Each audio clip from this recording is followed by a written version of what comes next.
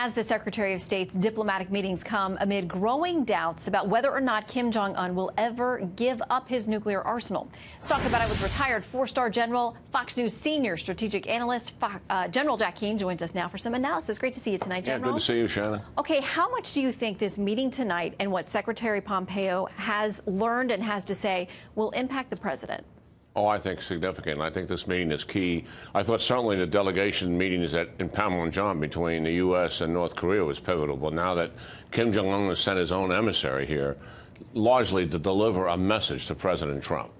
It may be in writing, it may be verbal, but I think, first of all, he's telling Secretary Pompeo tonight that Kim Jong-un truly wants the summit to go forward. After a week prior of confusing and mixed signals that brought our president to terminate our participation in the summit. So I think they want to clear that and get that issue off the table. Second is he's likely to commit to denuclearization program in some form or fashion.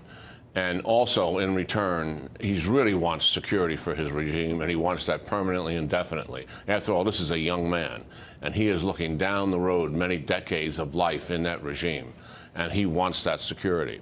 I think what will happen in the meetings tomorrow, though, Secretary Pompeo is want to probe into what exactly does denuclearization mean to you. Right.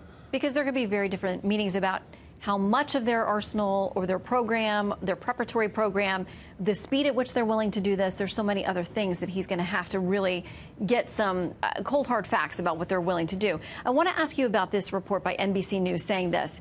A new U.S. intelligence assessment has concluded that North Korea does not intend to give up its nuclear weapons anytime soon. 3 U.S. officials told NBC News, quote, everybody knows they are not going to denuclearize, said one intelligence official who read the report. What do you make of that?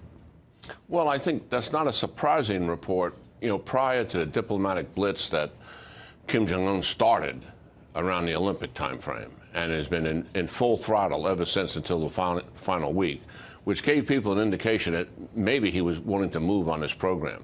I think what the framework that'll tell us this, we'll probe them because we need a full accounting of their nuclear weapons and their missiles. We don't have that, even through intelligence. We don't have it all. Do you think they'll have that level of transparency? If they don't give us that, we're not going very far with them. They got to tell us where their weapons are, how many they have, where their storage sites are, their fuel sites, where their research sites are. And then we would want to put in play a process with their cooperation, obviously, to verify and oversee the actual disarming and dismantling of the system. We would like that to go reasonably quickly in 2 to 3 years. They would probably want this to go way beyond the president's term of office and make it many years at the so-called phased program. In the meantime, as those phases end, they would want more sanction relief and other concessions made. But there's some easy wins here. You can end the war and the armistice and move towards a peace treaty officially.